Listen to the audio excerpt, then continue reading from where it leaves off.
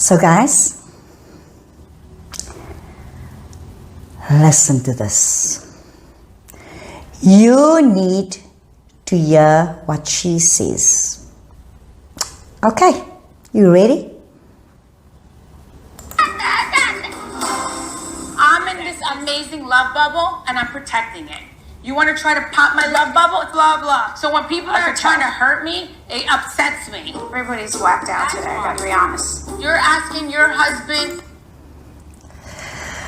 Okay. So Teresa is in her love bubble and she's entitled to it like everyone else. So, let me say what I want to say all along. Okay.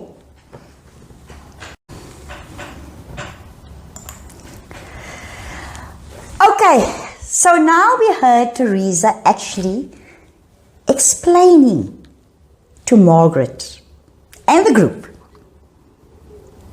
that she's so in love and she's in a love bubble. Yes, you know, sometimes when you're in love and you're in a love bubble, like she calls it, actually like that word, love bubble, then sometimes you don't see the other person's mistakes or the red flags or whatever because you're so in love, right?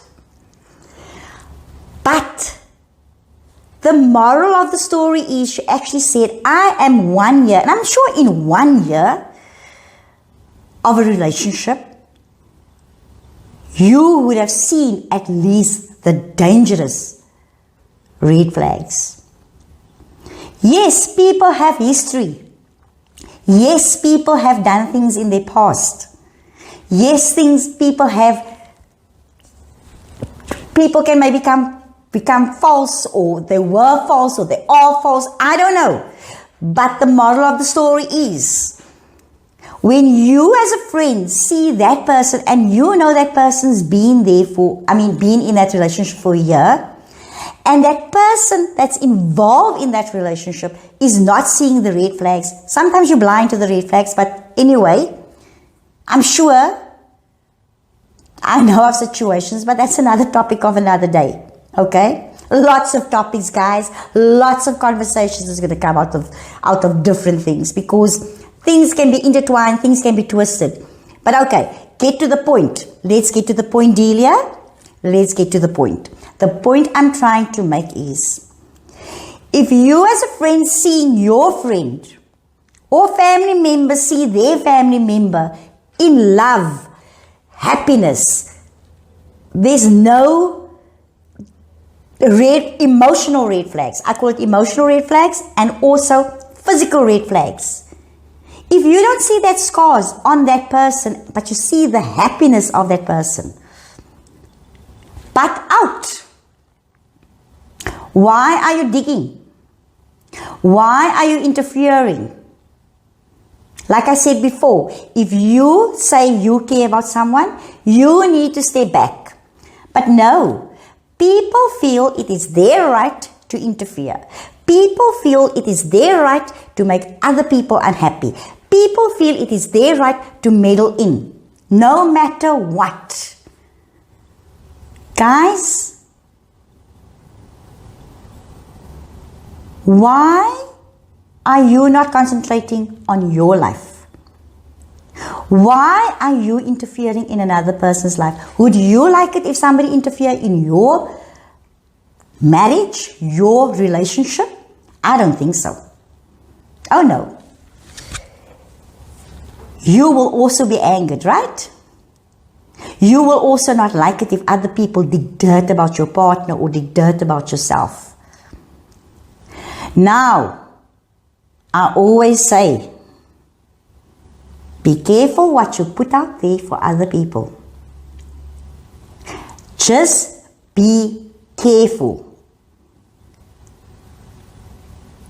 Because you see, we've got a loving God. He is not deaf and neither is he blind. What you put out there for other people, if you bring tears to other people's lives, God count those tears. And God see that person's tears. And God see what you are doing to another person's life, their relationship. You know, I am a big believer in the people that God sent into your life is for a lesson or for a lifetime. And who says God didn't bring this guy into her life for a reason? Who are we to intervene in his plans? Who made you God? Who made you God? You yourself and I? Shame on you, because the shame is going to fall on you. Like I said, God is not deaf and neither is he blind. So I want you to listen to that, and I want you to hear me. Don't go cause trouble for other people, because God is watching you. Yep, he's watching you. I don't understand how people can actually live their lives without fear of the man that created them, that knows everything. The evil that you do to other people to cause other people unnecessary unhappiness and interfere in other people's lives, instead of concentrating on your own life, concentrate on other people's lives to make their lives miserable. And you put your nose where it does not belong. A relationship is two people, and only two people. Unless that two people decides to bring other people involved in their lives, which I don't actually, people can get involved if they directly have a personal care or emotional attachment to the person where they see there's trouble. But guys, I can carry on and on and on. But there's more to come. And we don't have lots of time, right? I need to do this in a short period of time. So let's dig it in. I'm going to introduce to you now the people that is very close to Teresa. But I'm going to give my verdict at the end after the brother spoke. Because if I have to give my verdict after each session, it's going to take a bit too long. But I will stop it where I can, and then my final verdict will be at the end. Okay, so let me see if I can get it right. So here we go. So the next person is Dolores. And she's been in Teresa's life, and she's been like a sister to Teresa all her life. So let's hear what she says. Tips on how to handle Teresa. She was married to somebody that was very hard on her. It's never a kind word, never a kind touch. And here comes Louie. He's patting her head. This is the first time I've taken dogs out of the shelter. They'll do anything for you when you pet them and treat them right. That's how I picture her life. Here's the guy that came and saved her. Now, do you see what I actually mean when I say that when you care about someone and that person can see that you are happy, then who are you? So that was Dolores. Like I said, I'm going to give my verdict at the end, because if I have to give my verdict after each and everything, it will take a bit too long, and then this video will be too long. So I'm going to take you now through to Teresa's sister-in-law, Jennifer. Yep, you will know what I'm speaking about. For those that watch Real Housewives of New Jersey, you know who I'm talking about. So let's dig it in. So here is Melissa. I nearly said the wrong name now, guys. So let's hear what she says. Just get the memo, and I think she's just super protective over Louie. She's been through a lot. She's in love, and she doesn't want to scare this guy away. She wants it to go well. So I do get why she's totally frustrated too, that Margaret keeps asking her questions and bringing it up because she's just saying, like, I don't care what's out there. I don't want to hear it. I don't want to. Did you hear that? Margaret is asking too many questions.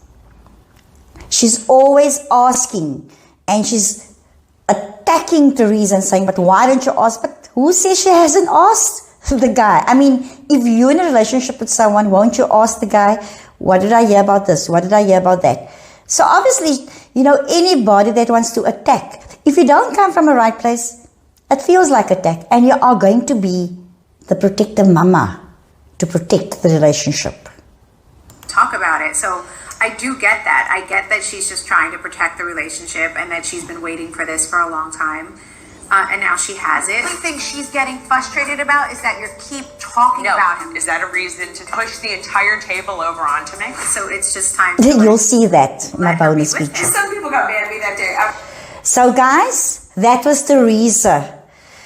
And I mean, that is close family. And I mean, they backing off. So who is Margaret, or who is anybody else to actually interfere in other people's relationships? So the next person I'm going to introduce is Joe, which is Teresa's brother. Listen.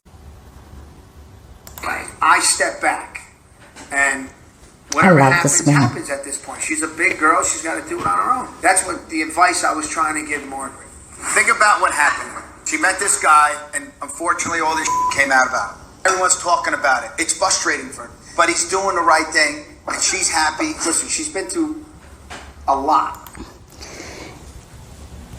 And that is what I was trying to say to people.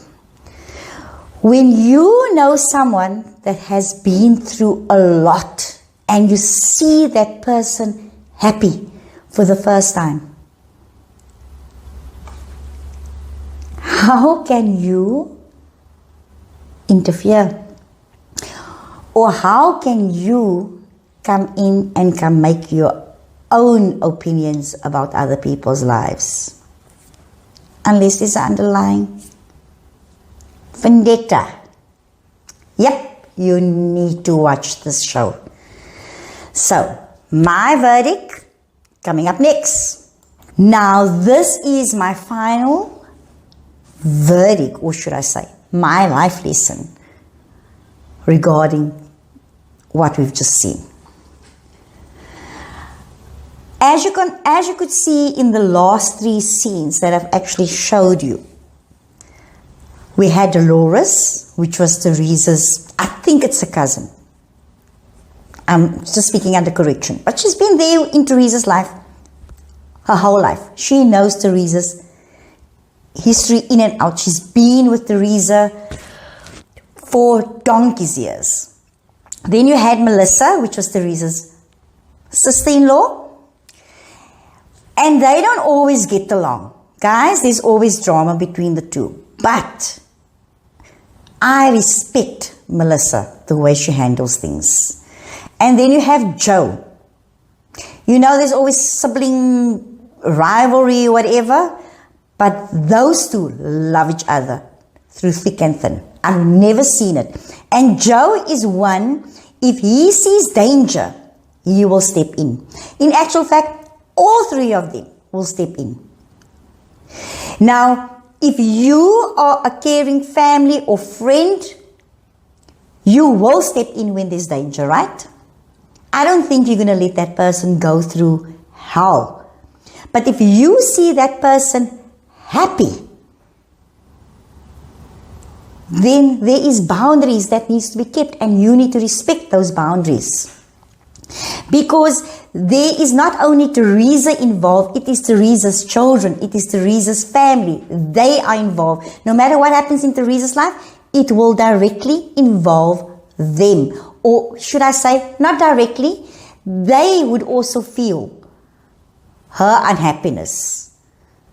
Now, as soon as it affects you as a person and you don't want to see another person hurt, obviously you are going to step in. But here we clearly can see they are seeing for the first time that she is happy. And like I said, what she went through in life, this girl even went to prison for her husband's mistakes. Yes. She had to leave her kids behind for her ex-husband's fraud cases because she was married in community of property.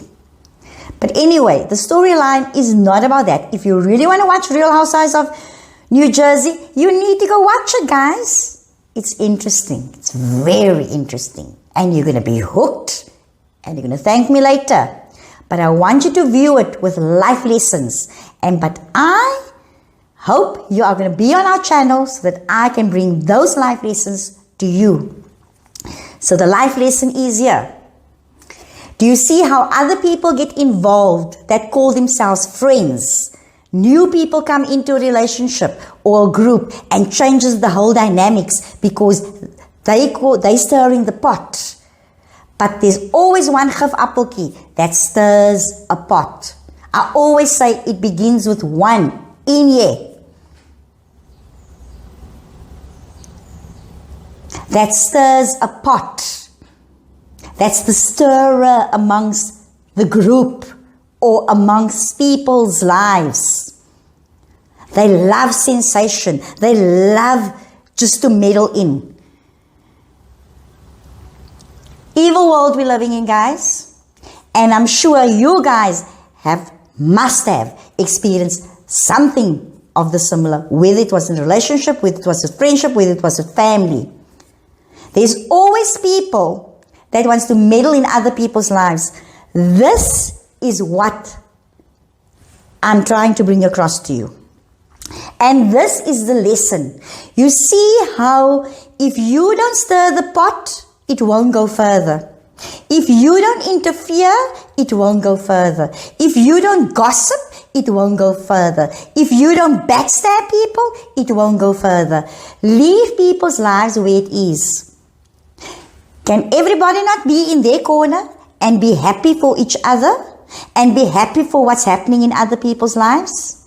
Like I said, only if there is very much red flag dangers, then you can step in. If you call yourself a friend, if you call yourself a family member. But obviously you need to go to that person first and say, listen here, I'm not happy with what I'm seeing. I'm not happy with what I'm observing. I'm not happy with what is going on. I care for you so much. Please look at it. But if that person says, but there is nothing wrong, yes, they might be lying because they might be hiding. But you know what?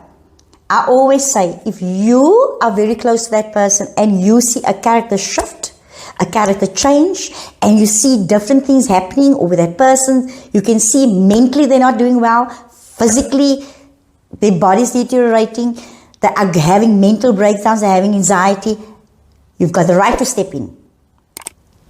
Because I will step in. Oh yes.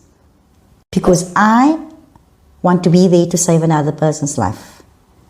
But if you are coming around the corner and you're coming in with some sort of vengeance, or you're coming in with a trick or two to disrupt another person's life, that is wrong, guys. Don't say you care for the next person, but there's an underlying vindictiveness that's going on. Don't tell people you care about their well-being, but you give them wrong advice, you dig, and you stir the pot. Bottom line of this message is, guys, there is too many people that does not even know the next person. I can see it on social media. I can see it with the influencers. They can't even live their lives and people want to dictate to them how they must live, or criticize them, or throw their 2 cents in there, how their relationship should be, and why did this happen, and when did this happen. It ain't your business, guys.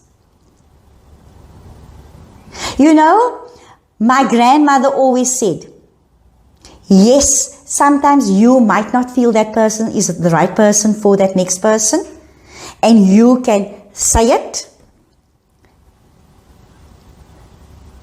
But if you see that person happy, step back.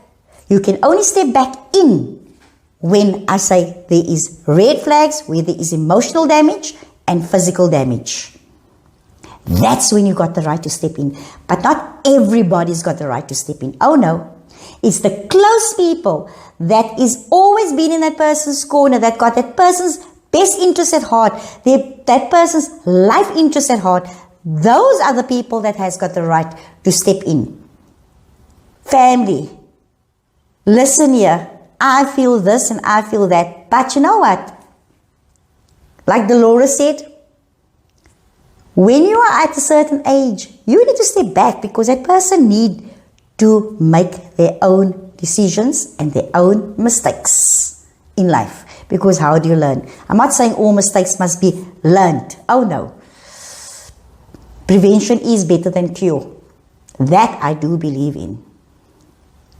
And that is why we have life lessons in life, so that we don't make that same mistake twice.